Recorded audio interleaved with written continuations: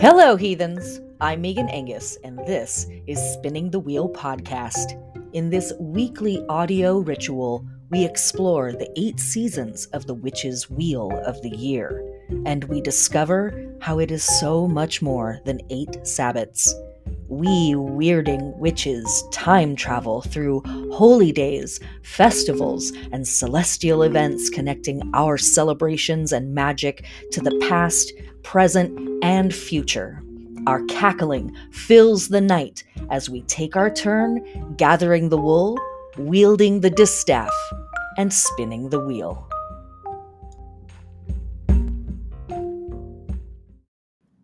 And welcome back, everybody. Hello. Oh my gosh, it has been a couple of weeks. Hi. Welcome back to Spinning the Wheel podcast with me, your frosty host, Megan Angus. Although I'm not frosty currently, it's 50 degrees in Seattle. Uh, you know, if you've been on Earth this last week, the weather has been a little wild. California is getting washed away currently here in the United States.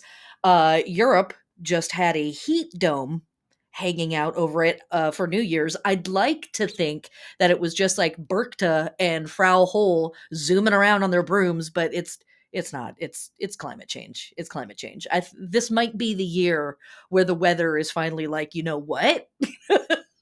Screw you. So hey, parkas in July, shorts in December. It's fine, right? It's fine. All right. Welcome back. I took a few weeks off. I needed to take a few weeks off. So thanks for returning. Thanks for coming back. I guess to me too, right? So let's get into the stuff, and then we're going to get into the stuff. This is going to be a slightly shorter episode as I ease back into doing the weekly podcast. But I did want to, come back and begin again. Okay, so first and foremost, let me say this. Thank you so much to all of you who have been listening to this podcast for the last almost 2 years. I have officially reached 10,000 listens, and that's amazing to me. I'm at almost 200 listeners a week, which is really delightful. I am apparently in the top 97% or top 3%, however you want to look at that, of religion and spirituality creators on this platform. And that's super exciting to me. So I really want to thank you all for being here every week, for taking this trip with me and going through this experiment with me. And, this podcast has had a lot of forms and shapes, and it will continue to morph as time goes by, because I'm not too committed to any particular shape when it comes to this thing. I'm more committed to a job that needs doing, and that's what's up. Okay, so there's that. Thank you so much. Let me get the ad part out of the way. If you haven't, please follow this or subscribe to this podcast on whatever platform it is that you listen to, whether it's Anchor or Apple Podcasts or Google Play or whatever it is. Please follow or subscribe or whatever it is that the little algorithm wants. If you can give a rating, I would so appreciate giving a rating. If you have criticisms, I want to hear that stuff. And if you love it, I want to hear that too. The robots especially love the reviews. Giving it a rating or giving it a review, the robots really love that stuff. Let me say massive thank yous to everybody who shares this podcast every week. That is part of why it is growing so rapidly. Please continue to share. Again, the robots love it, and so do I, honestly. It makes me feel special. And what else? If you haven't, you can subscribe to my newsletter through my website, meganangus.com. And this information that we talk about every week comes from the workbooks that I have been working on for the last 7 or 8 years in the course of teaching every 6 weeks for the last 7 to 8 years about the wheel of the year and all of the stuff that is associated with it. And if this podcast is not enough information for you, or you just think it's really cool and you would like to financially support me as I create this material, you can always send me a tip to my tip jar through PayPal or through Venmo. There's a donation button on my website, but you can also subscribe to my Patreon. And my Patreon starts at $1. And that's just a way of saying thanks that you appreciate what's going on here. And folks that subscribe at the Venus level and higher for $9 a month get access to the workbooks, the aforementioned workbooks that have the calendar with all of the dates and the spell castings and the folklore and the science and all of the stuff that we talk about in the classes, plus lots more. There's prayers and incense recipes and all sorts of things in there. Folks that subscribe at the sun level, which is $23 and up a month, get multiple readings with me throughout the year to integrate this information into their lives. And all the folks that subscribe at the Jupiter level and higher, that's $66 a month and up, get either a half-hour reading, an hour reading, or a 2-hour reading with me once a month. And on that note, patrons, the books are open. So feel free to start booking with me again. I will be seeing people as of January 9th. My books are open for patrons, and my books are open for everybody else starting February. So the books are open now. You can book and starting to see me in February. And I have a 2023 year ahead reading prepared for you guys, so that you can buy. Check it out. It's on my website. You can book a session with me, a standalone session with me, to get a sense of what 2023 has in store for you. Obviously, we're going to look at the astrology, but we will also take into account Wheel of the Year and where the various Sabbats are going to fall in your life and all of that good stuff. So huge thanks to everybody who supports this work. Thank you. It's been a really wild ride, and I think it's only going to get a little stranger as things go forward. Yeah. Okay. So that's that stuff. Now let us get into ye old podcast, shall we? This week we will be looking at Yule season, full moon in Cancer, lunar week 47 for some of our lunar calendars. Okay, so let's jump right in and let's start with our fixed star that is rising with the sun this week. We talk about the heliacal risings of fixed stars pretty much every week, and that's what that means. It means to rise with the sun, helios, right? Heliacal. So what is it? It's Vega or Wega, Wega or Vega. Both pronunciations are correct. And this is our fixed star that is rising with the sun this week. That is the only one. Who is this star? What is this star? We find this star in the constellation Lyra, the lyre that Orpheus played.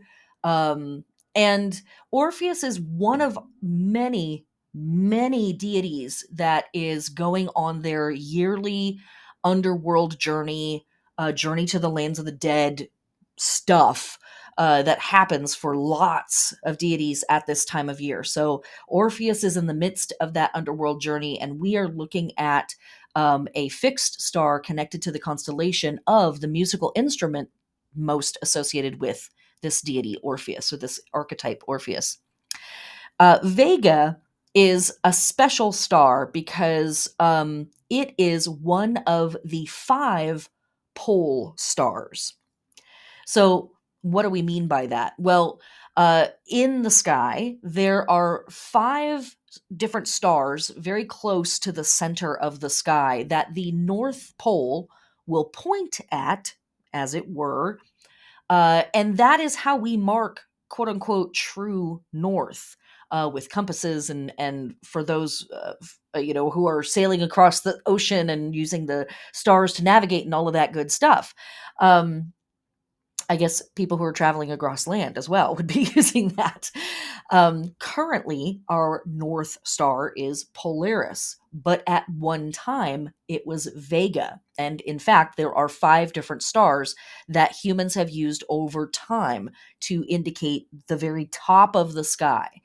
Um, Now, how is that possible? Because of a planetary mechanic that um, is basically a wobble in our spin. As the Earth spins on its axis, it does not have a consistency about its axis. The axis itself wobbles just a little bit. And so, where the very top of the planet points wanders in the sky. Now, that wandering is a cycle that takes place over the course of about 26,000 years. And because of that wobble, we also experience the phenomenon of the zodiacal precession, or the precession of the equinoxes. Wikipedia has a fantastic page explaining the astronomy and the planetary mechanics behind the zodiacal precession. And note, I'm saying precession, precession. Those of you who've been working with me for years are like, oh boy, here she goes again on this. But it's a big deal because it literally is the ear marker of a lot of the symbolism that we see throughout time. Utilized by various religions and cultures and traditions to mark the great epoch or era that we exist in. We currently exist in the Piscean era. And we will be wandering into the age of Aquarius. We will be in the Aquarian epoch or the Aquarian era soon enough. And all of this happens because of this little wobble that our planet has as it spins around its axis. So, Vega is one of the stars that humans have utilized as a guiding light, we could say, or a compass point. The last time that Vega was our pole star or our northern marker was about 11 to 13,000 years ago. So, just a little while ago, right? No big deal. Literally, we're kind of at the opposite side of the cycle from where we would normally be interacting with that star.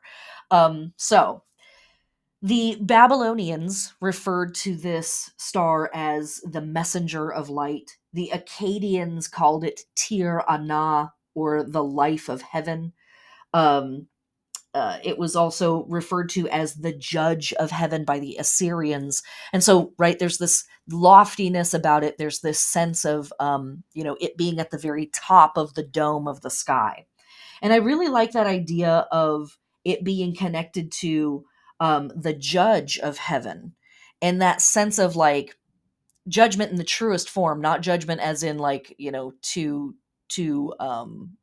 in a negative sense, I guess, but in the sense of like, measuring the heavens, right? Measuring the very top of the heavens. But I also think it's very cool that the Babylonian name is the messenger of light for a variety of reasons. One, because, its heliacal rising would have been relatively close to the winter solstice, even for Babylonians 4 or 5,000 years ago, 4-ish thousand years ago. But when Vega was the northern star, the winter solstice would have been happening basically at the opposite side of where we are currently in our astronomy. And so, as a messenger of light, it would have been experiencing its heliacal rise around summer solstice, not around winter solstice. Isn't that wild, right? Time. It's a flat wheel. It's a little wacky. It's pretty cool. But I I think that it's really auspicious that we are working with this star at this time and for this week in particular, because we have a lot of really important holidays stacked up on top of each other during this week. So, so let's look at that, right? What is it that we have going on this week? Well, this week We have from our Navajo friends and ancestors running from January 6th to the 14th, the Navajo Sing, which incorporates rituals and ceremonies dedicated to Spider Woman or Spider Grandmother. And it's basically the beginning of their agricultural ritual cycle for the year, where they slowly begin to kind of wake up the earth and do everything that they're going to do to get ready for spring and all of that stuff later on. We have Teresi from our Slavic friends and ancestors, which is a great Yule tide banishing of the darkness kind of thing. But we have Epiphany, and within Epiphany, I guess alongside it, maybe is a better way to say that, we have Berchta's night or Perchta's night. We have the Nights of Frau Hol. We have the 12 Nights of Christmas or 12th night. We have Modres Nacht or Mother's Night. And on and on and on, just like a tremendous number of holidays dedicated to goddesses all around the planet. Triple Goddess Day from our modern pagan friends and ancestors. We have on January 8th, Baba Den, which is the Day of the Midwife from our Eastern European friends and ancestors. And all of these other goddess-oriented holidays that acknowledge the goddess as the genetrix, the producer, the mother of, the source of light, and that light being deities like Mithra, Jesus, Osiris, Orpheus, Sol Invictus, and all of these other solar deities that are born at winter solstice or around winter solstice and ultimately are being brought out into the world at this point. It's sort of this idea of like the sun is born, and then basically there's just like a week where everything is just chill and still. And then as we step into the new year, we have this sort of like the showing of the new baby to reality or to the community or to planet Earth or whatever it is. So the introduction or the presentation of this deity through the means of these goddesses. So there is this sense of the light of the world, right? Or the messenger of light, kind of contained within all of these various holidays that we're celebrating this week. Other stuff that's happening this week. January 13th, we have Lori, which is a midwinter festival for our Punjabi friends in India, friends and ancestors in India, wildly associated with bonfires. And it is, in fact, actually a harvest festival because the weather there is slightly warmer than it is in other parts of the world. But all the same, it's still a winter solstice festival. We have from our Swedish and Finnish friends and ancestors, Saint Knut's Day. But within that is the festival of Newton Pava or Paiva. I apologize, I'm probably mispronouncing that, which is a type of mummers play, which originally involved young men dressed in inverted fur jackets and horned masks, very similar to the Yuletide festivals that we see that start kind of with Krampusnacht and run all the way through Carnival and Mardi Gras and other things like that throughout the month of January and into February. Also at this time of year, we have from our Berber friends and ancestors on January 12th, Yene Yar, which is another procession day that also is a New Year's marker. Berbers, or what they call themselves, I should stop using the name Berber, Amazighs, which I wonder if that word isn't connected to Amazon. Maybe that's just the Western person in me not knowing any better. So I apologize in advance if that's offensive. But New Year's celebrations also are still happening around the planet. We have Kagami Baraki from our Japanese friends and ancestors, which is the opening the mirror or breaking the mochi, which is also connected to New Year's celebrations. Jinjitsu, also from our Japanese friends and ancestors, the Feast of Seven Herbs, which is a seasonal meal that happens that kind of welcomes in the new year, and is a moment where these sacred herbs are eaten to kind of like ensure good health and ward off evil spirits and things like that.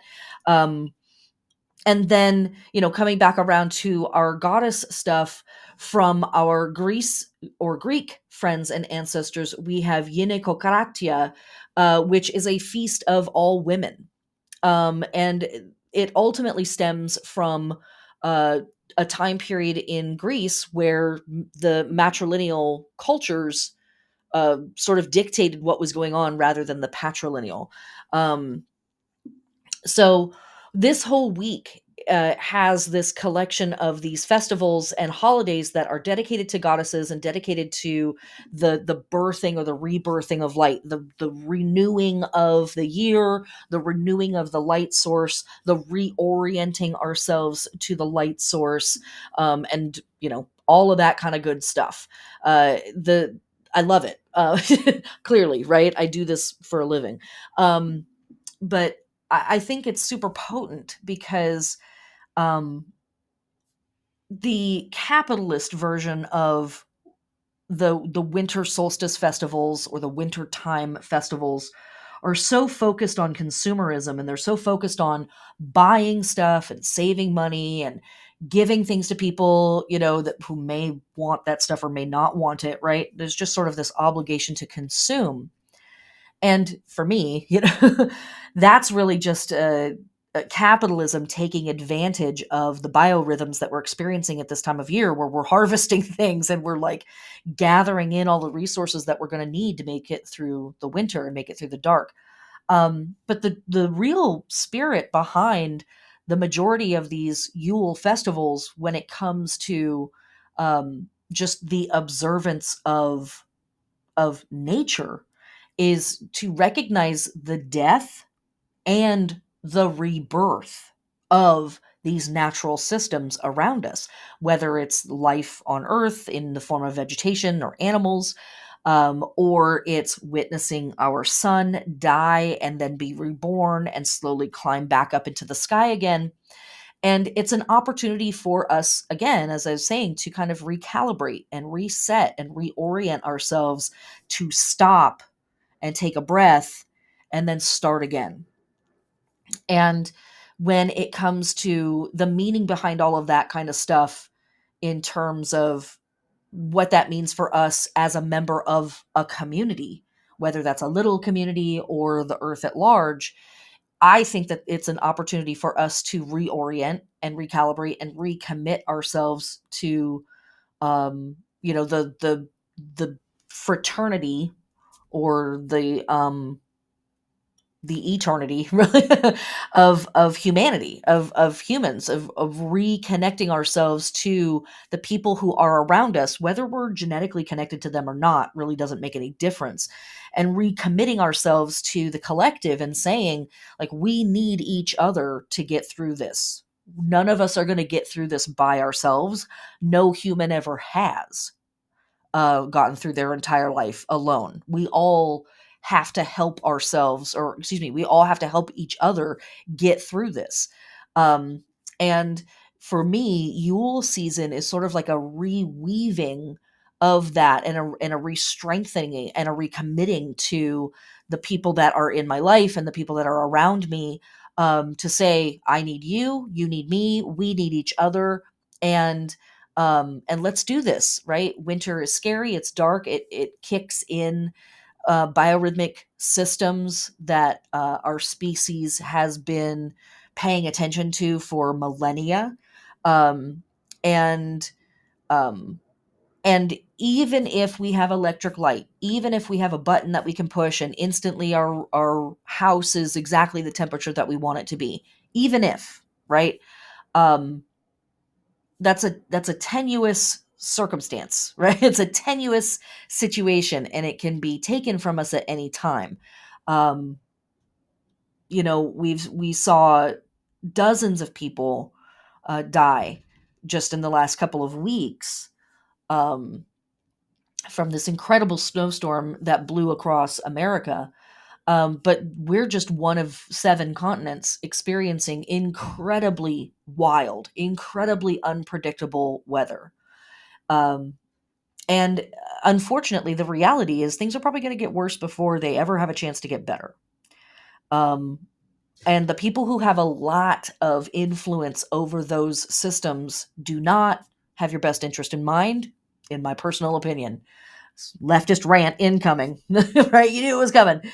Um, and so the more we can commit to each other and commit to taking care of each other and being there for each other, the more likely it is that the more of us are going to exist through these wild changes that are sort of being brought upon us.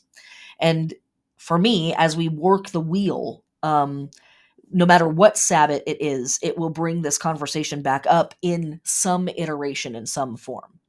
Okay, that's enough of that. These are our holidays for the week, and that is our one fixed star that we have for this week. So now, really quickly, I am going to talk about this full moon in Cancer, and I'm going to talk about our astrology for the week, and then we'll get into a little bit of magic and some tarot. Hope that's working for everybody out there.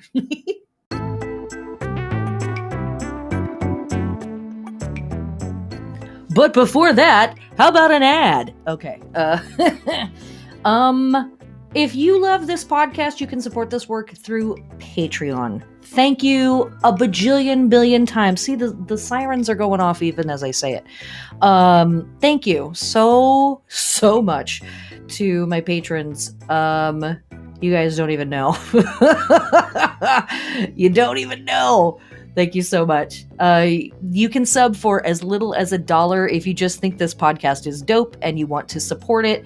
I don't run ads on the podcast, partly because I don't want to, and partly because I won't get paid even if I do. So screw them, man.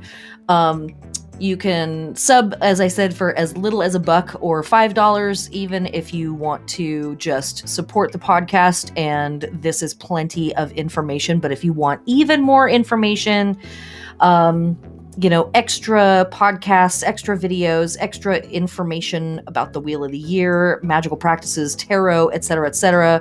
Subbing at the higher levels, you get all kinds of cool free stuff. And at the even higher levels, you get free readings every month with me to be able to integrate all of this information into your personal life based on what's going on in your natal chart and all of that other good stuff. Join and change your life forever. Or, whatever. Thanks so much for the support. If you can't support financially, I completely understand because life sucks on Earth right now. It's too expensive for everything. Tell a friend, share it on social media, give it a thumbs up. If you're feeling especially hedonistic, you can leave a rating or a review. All right, that's the end of the ad. Let's get back to the podcast. All right, so our moon this week is full in the sign of Cancer. The sun is currently traveling through the sign of Capricorn, and our solar lunar rhythm is that whatever sign the sun is in, that's the same sign the new moon is going to be in, and then the full moon is going to be in the sign opposite. So the sun is in Capricorn. That means our full moon is in Cancer.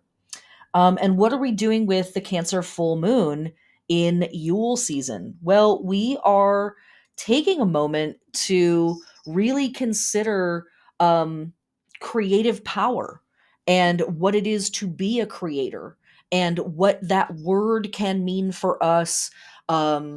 And the various ways that we might interact with the concept of being a creator or being a deity, right? This is a great moon for considering the ever-changing face of your own creative powers, right? Where do they seem to surge? Where do they seem to wane a little bit? What things are you stirred to try to create in the world or try to sustain even in the world? Are there times in your life or times throughout the year where you feel more creative or less creative? It's a really great time to just sit back and consider that and just kind of have a conversation with yourself around that stuff. Um, and, to push into that, I really recommend for this moon specifically a couple of things. I guess let me talk about the astrology of this moon just a little bit. Let me pull up my chart so I can see the moon. This moon is uh, obviously in opposition to the sun. That is what a full moon is. Um, Mercury, which is currently retrograde in Capricorn, is more or less conjunct the sun. The moon and sun are both at 16 degrees, Mercury's at 17 degrees, and the moon is being sextiled by Uranus, also in retrograde at 15 degrees of Taurus. So it's being aspected by a few other things. Neptune is kind of in the mix, Chiron is sort of in the mix. The nodes are kind of in the mix, but they're not as exact in degree. So I'm really just looking at Mercury, which is retrograde currently, and Uranus, which is also retrograde currently. And both of these planets are trying to bring us information. Mercury is trying to bring us information in the mundane world, the here and now, the physical world, the conscious realms. Mercury is always trying to bring us information from the people who are around us, or the news sources that we work with, or the information sources, whatever they are. I guess it's not just news; it can be wisdom sources as well. But Uranus is trying to bring us information from the cosmos. Uranus is trying to bring us information from sources that are a little more avant-garde, that are unexpected, that are unknown. Basically, that's Uranus's job, is to sort of stand out there where we can't necessarily see it and be like, hey, like, what was that? Who was that? Where did that piece of information come from? So Uranus can connect us to, groundbreaking and groundbreaking technology. It can connect us to magic that really sort of blows our mind open, or spiritual practices or wisdom sources that really crack open our understanding of what could be. And, what better timing than right here at the very start of the new year to hang out before we kick into action, before we kick it all into high gear and start racing out to make a bunch of shit happen in the world. First and foremost, we have these two planets that are like, let's review what we think we know. Let's review where we're getting our information from. Let's review and recommit and reorganize and recalibrate what sources we are receiving guiding wisdom from, whether it's here in the terrestrial sphere or the extraterrestrial spheres. Um, and so I really feel like this full moon is assisting us in that process, and is also here to kind of say, where am I in that process, and how far have I come? What has happened so far for me in terms of learning things and opening my mind to new vistas of understanding or new vistas of information? Where am I in that process? What information have I accumulated so far? All under the auspices of the Cancer full moon, where, and Cancer really wants us to think about home and family. And those are spicy words for some of us. They're really comforting words for some of us. And for a lot of us, it's both, right? For a lot of us, it's both spicy and comforting at the same time. Um, and so collectively, I think that this full moon is saying, you know what, if you want to just tuck in under the covers and watch some old reruns, cool, no sweat. If you want to think about where it is that you are getting your guiding lights from, and your wisdom from, cool, that's appropriate here as well. And so journaling on any of that kind of stuff is really potent, I think, right now. Journaling your thoughts around concepts like God, journaling on the concept of the word archetype, or source or deities, What do those words mean for you? Because in a sense, those are our oldest family members, right? Those are the patras and the matras of our lineages, spiritually and physically, in some ways. What does the phrase ancient wisdom bring up for you? And um and those are things that I encourage people to think about every year. So I think it's really auspicious that the moon is being aspected by Uranus and Mercury this year as we step into 2023. Think of, as I have said so many times in the last several weeks and the last few months, think about everything our species has experienced in the last 2 to 3 years and is still experiencing. Think about the great eye opening experiences, the paradigm shifting, the paradigm breaking experiences that whole swaths of our species have experienced. It has been hard. It is still hard. It has been heartbreaking. It is still heartbreaking. And yet it's also breaking open, right? And so we're still not quite in a moment to begin to act in concrete ways on that. Although there's no time like the present, also, right? Fuck fascism, fuck racism. Like it's okay to act on that right now, even if you don't have it all figured out. But in the esoteric sense, in the existential sense, we have a moment to continue to think about what all of this might mean for us going forward. Um, and we have a moment to kind of still recalibrate and continue to look at the blueprint and continue to consider what ideas and things I thought I understood, is it really time for me to continue to leave behind, right? To continue to question, to continue to let go of, to make room for what information and ideology I'm going to need as we go forward building the next version of the world, which we probably won't see in our lifetimes, but we can certainly do our part to make those things occur.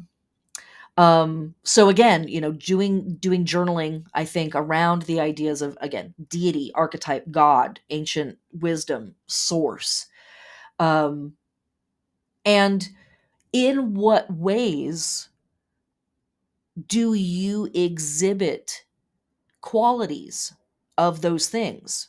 And let me stop you. We all do. So don't say, I don't. Yes, you do. In what ways do you exhibit qualities that are like a god or like source or like a deity? Because we are creators. We make things happen in the world. We build stuff. We do things. We invent. We produce. So, in what way are we like the great goddesses and the great deities and archetypes that are bringing the light of the world and the messenger of light into this world? Just that stuff. That's all we're doing this week, right? It's just witchcraft. That's all. That's all. It's just a little witchcraft. No big deal.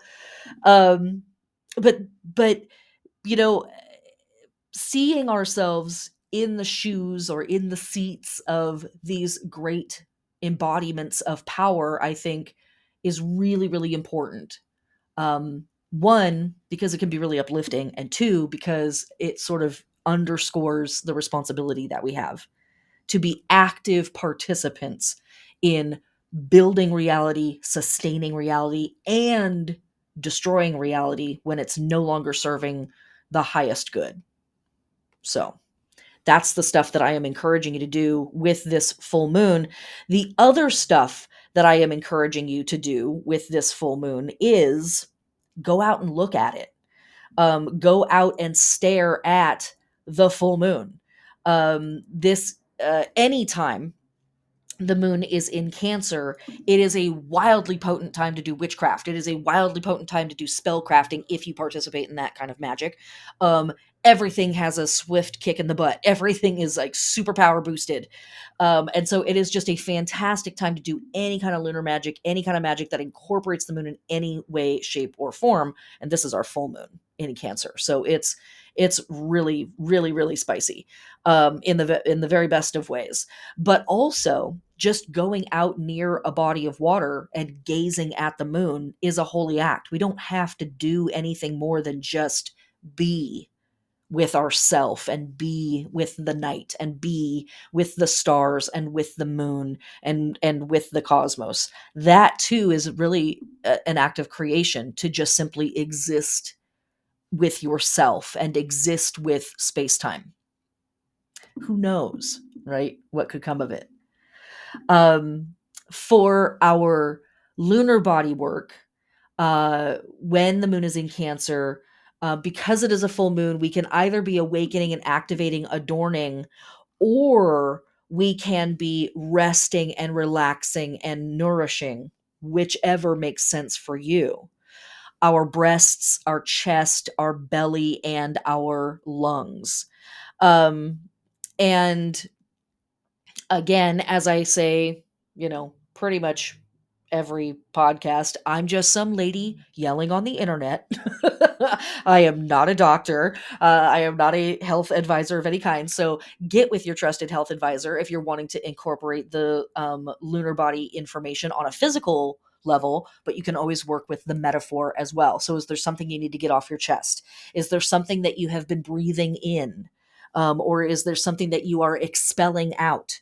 That is a magic of its own that needs to be addressed and thought of. And thinking about the breasts, that's a place of nourishment, right? And so is there something feeding on you? Is there something that you wish to be nourishing and holding as you bring it into the world? All of that stuff, the metaphor works. And for our plant body work, for the plants, for this makes sense. We are planting and transplanting and grafting our flowering bulbs, our biennials, our perennial flowers, and veggies that bear crops above or below ground that are doing their thing at this time of year. So that's all of our root veg that are winter time hardy, as well as things like kale and Brussels sprouts and all of those lovely and delicious wintertime helpers. So that is the lunar work. Let's now talk about the astrology of this week very, very quickly. Starting with Friday, the January 6th. I'll give you the exact info for our full moon. Our moon will be full at 16 degrees of Cancer at 3:07 p.m. Pacific Standard Time later in the day / the next day for everybody else around the planet.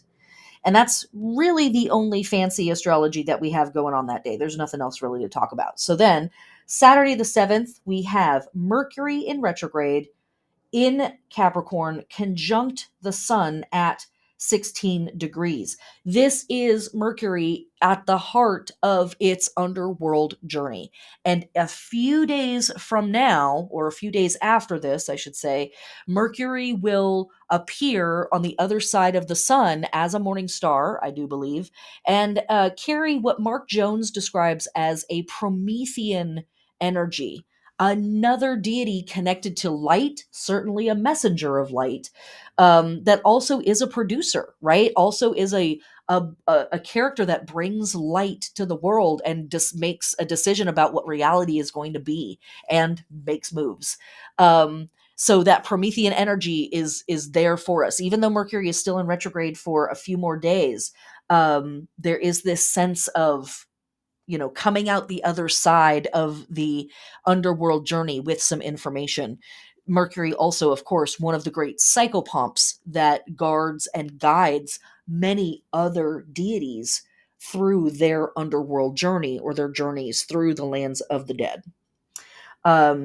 Then we have on Sunday the 8th, Mercury retrograde in Capricorn, trine Uranus retrograde in Taurus at 15 degrees. So boom, these two characters that already are having such a cool conversation with our full moon now come into alignment with each other.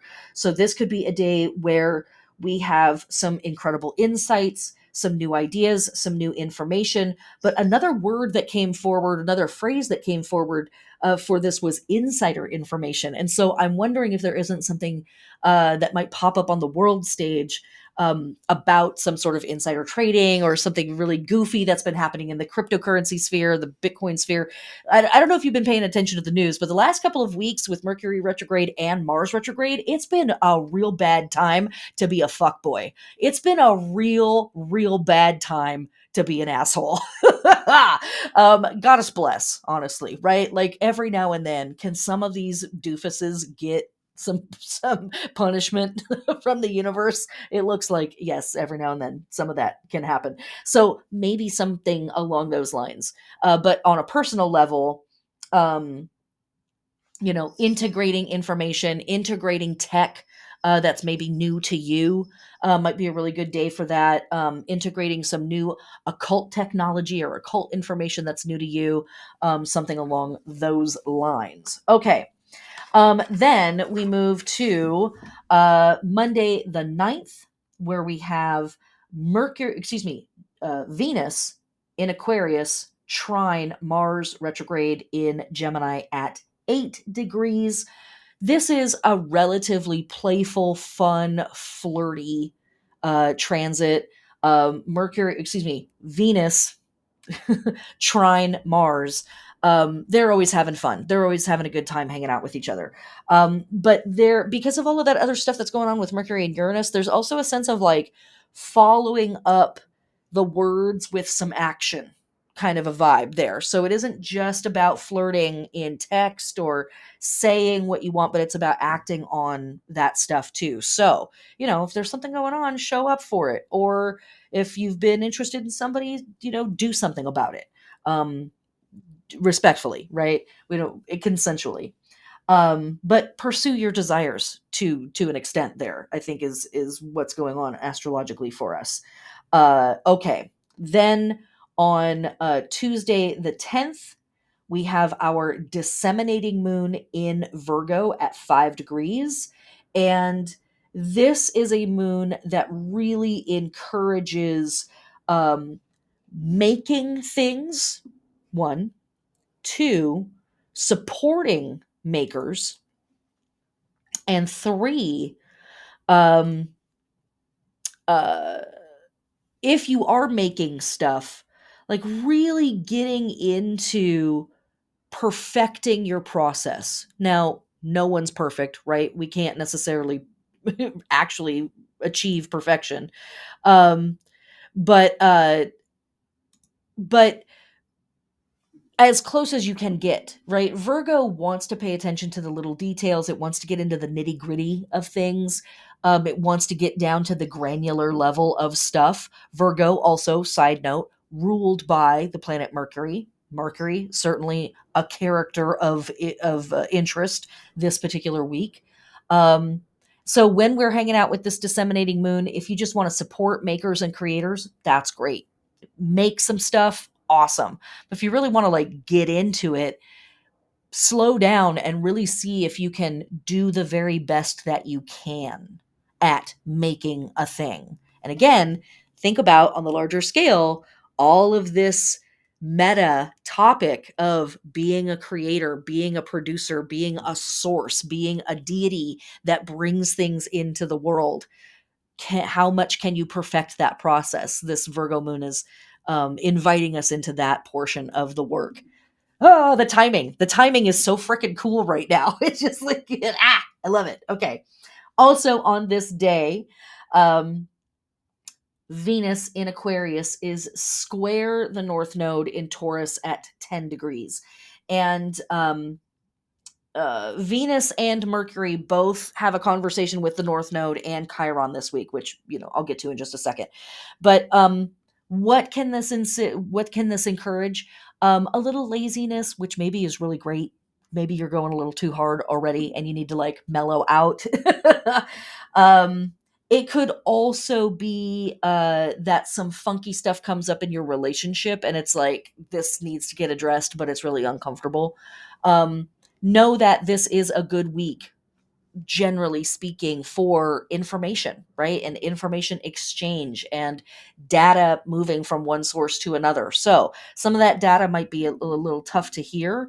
Again, also, we've got Chiron in the mix. So It is about our personal wound. It is about some of the stuff that we experience on a very personal level or take very personal. Um, but this square is like, hey man, we do have to understand how this is affecting us in the short term and the long term, and what all we can do about it. Okay. Wednesday the 11th, Mercury retrograde in Capricorn, square Chiron in Aries at 12 degrees. So this could be the day where some pretty tough information comes through, painful stuff, info that informs our personal process or informs our personal wound that we carry in this lifetime. But again, it's not just to hurt our own feelings, right? That's not the point of this, though I forget that at times. Ugh. The work that we do with Chiron is ultimately about understanding the purpose of our wisdom. Well, that's not even the right way to say it. The work that we do with Chiron is about understanding that the wounds that we experience in our lifetime are our personal wisdom. And what are we supposed to do with that? So this might be a day that some funky information comes through. You have a gnarly conversation with somebody and it stirs some of that up. And because it's square, at first, it's just, wow, that hurts. Screw this, right? It may take a couple of days before it's like, oh, this is what I'm supposed to do with this information. This is what I'm supposed to do with this wisdom. So as I always say, you can always put yourself in timeout. You can always take a walk around the block. You can always say, hey, this conversation is a lot. Can we pause here and can we come back to it? I'm committed to this work, but I need to do it in stages because this is tough for me. Just be honest, right? Ask. Just be honest and ask for what you need. Okay. Thursday, the 12th, we have Venus in Aquarius sextile Chiron in Aries at 12 degrees. And so here we are, kind of the very next day, tough but healing, right? Information still hurts, but we're coming into a place of, I know what I can do with this. The important thing to remember when it's a sextile is it it is a it is a transit that's here to help us, but we have to act on it. So it might be like, okay, things have shifted for me a little bit internally, um, and I'm in a little bit better of a headspace to actually think about what to do with this information, or in what ways I can heal myself, or in what ways I can offer or facilitate healing for another person with this, even though it's still kind of painful for me. But and on this same day, we have Mars stationing direct, finally, in Gemini at 8 degrees. Um, Mars has been in Gemini since like 1974. I don't even know what's happening. It's like, it's a lot. So this might be another day where some wild ass information comes to the fore. Some really intense information, or everybody's like, brah, I'm ready to argue about it now, because Mars loves to argue, or be very forceful about what I think I know. I'm going to encourage again on this day.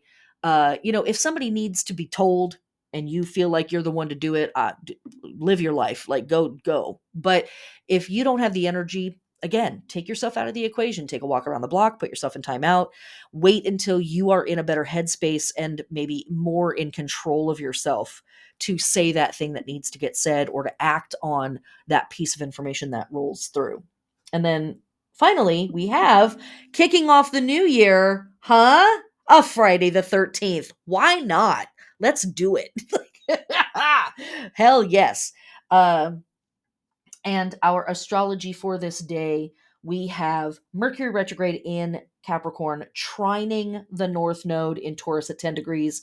And so, again, where we had the Venus square North Node at the beginning of the week, now here at the end of the week, we have Mercury trining the North Node. And I think it becomes a little easier for us to understand what to do with that information around our goals and our values and all of that stuff that maybe was hard to hear at the beginning of the week. Now it's like, okay, I know what to do with this. And then also on this day, we have the sun in Capricorn sextile Neptune in Pisces at 23 degrees. And this also facilitates taking in information, like taking the advice, taking the what do I want to say? It's easier to receive on this day. It's easier to hear what other people have to say. It's easier to take it in.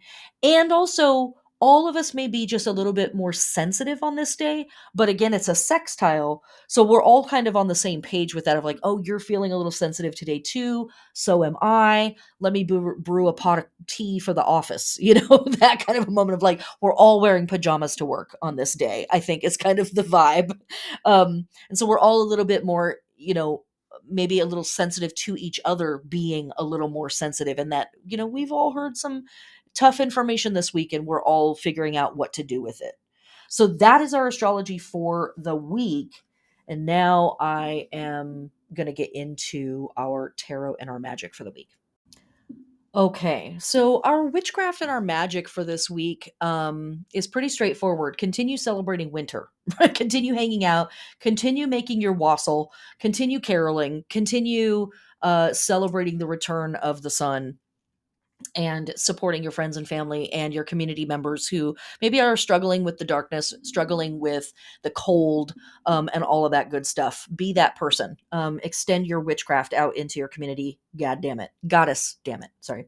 But specifically, when it comes to Yule observance stuff, I think that this week is really committed to charitable acts, helping people and making things that they need, as well as doing some divination for the new year. And not just because I'm offering my year ahead. Sorry, that was terrible. But also because we have this beautiful Cancer full moon. And I think it would be really a lovely time to do some scrying, or throw your own cards, or throw your own runes, or whatever divination systems you like to work with. This is a great time for that. Like a fantastic time for that. But I always recommend taking time to be alone. And I think, again, with this full moon, it's a really beautiful time to just go and be in a peaceful place with yourself and look at the moon and witness the frozen world if you're here in the Northern Hemisphere, or the steaming hot world if you're in the Southern Hemisphere, and taking a walk out in, the wild places. And with our work that we have this week around considering ourselves in the context of source or deity or maker or producer, doing something to reaffirm your spirituality. You might want to wait as we get closer to Imbolc for our next new moons to do that, because it certainly is appropriate going forward as well. But, maybe it's appropriate for you now too.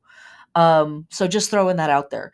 And working with the symbol of the spiral, I think could be a really potent thing for our witchcraft for this particular week. Okay.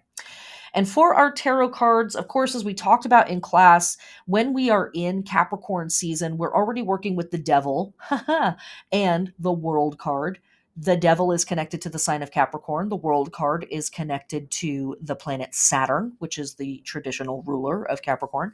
But we are also working with the 2, 3, and 4 of Pentacles, and in particular, the 3 of Pentacles.